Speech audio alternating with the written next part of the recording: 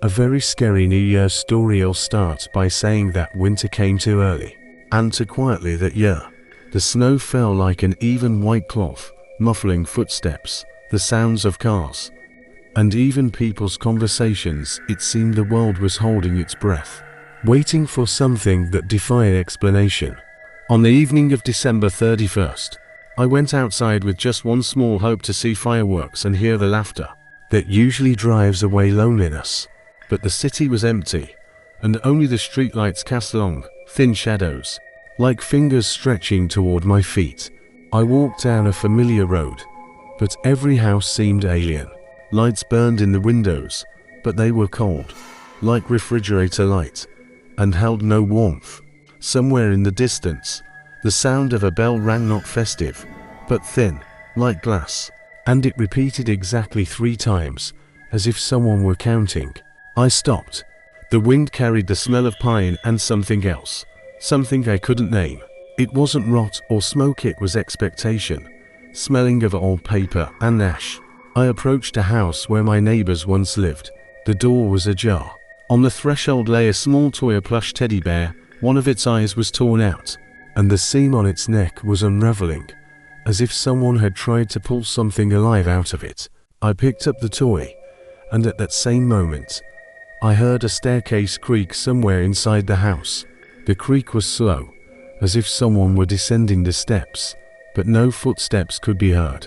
I knocked on the door, but the only answer was a dull echo chime that returned to me from inside, and in it, I heard my own name, spoken not by me. I entered. It was dark inside, but on the table sat a plate with a cold dinner and a glass of murky liquid.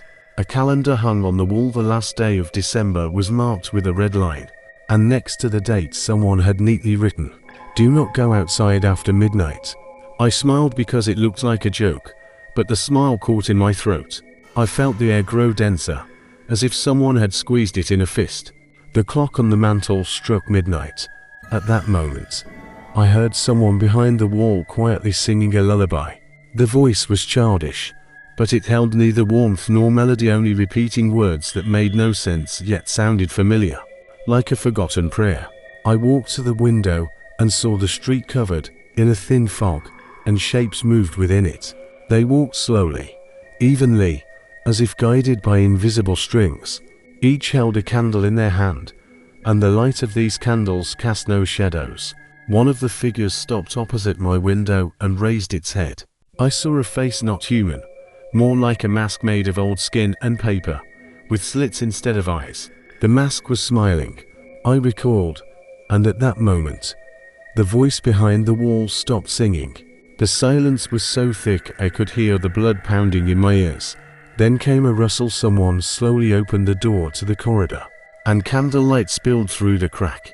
I don't remember how I reached the stairs. I only remember that the steps under my feet were cold as ice, and each step echoed through the house like a hammer blow. On the second floor, the door to the room where a little girl used to sleep was ajar. A thin light stretched from under the door, and I saw footprints on the floor, small, bare footprints leading to the window. They were wet and gave off the smell of pine and old toys. I looked into the room. The bed was empty, but on the pillow lay a note, neatly folded into quarters. It said, "We came for those who forgot to celebrate." I felt my heart clench.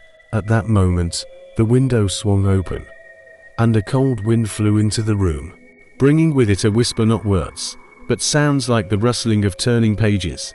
The whisper called around me, and I heard someone right behind my back say quietly, "Do you remember how to celebrate?" I turned around but saw no one. Only the mirror on the wall reflected my face, and in the reflection behind my back stood a figure in a mask. It raised its hand, and I saw it held a small calendar in its palm, on which all the days were crossed out except winter days. The figure leaned in, and its breath was colder than winter. It whispered, "If you don't manage to say 3 wishes before dawn, we will take your year."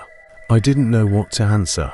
I tried to remember childhood rituals, the words people say at midnight to preserve their luck, but the words slipped away like smoke. I began to whisper something incoherent, and the figure nodded as if listening. It retreated to the window and vanished into the fog, leaving behind the smell of pine and old paper.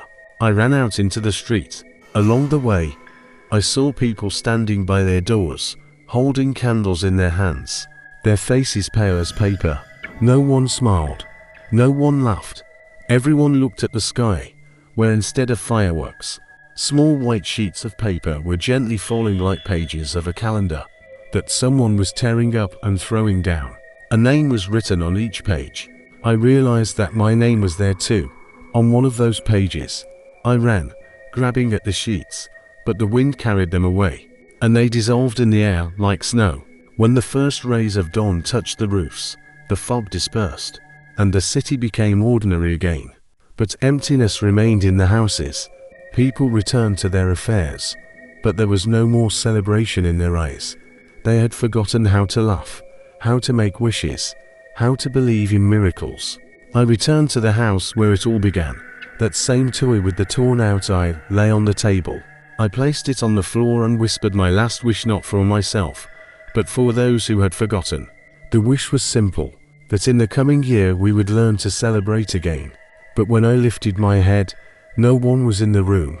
Only the calendar on the wall showed the new year, and the red line was gone, as if it had never been there. Since then, every winter, I hear that thin bell ring. Sometimes it sounds far away, sometimes nearby, and every time it rings 3 times, I know, somewhere in the fog, those who count the days are walking again. They seek those who have forgotten and take their celebration from them. If you hear this ringing at midnight, do not go outside. Better to close your windows, light a candle, and remember how to laugh.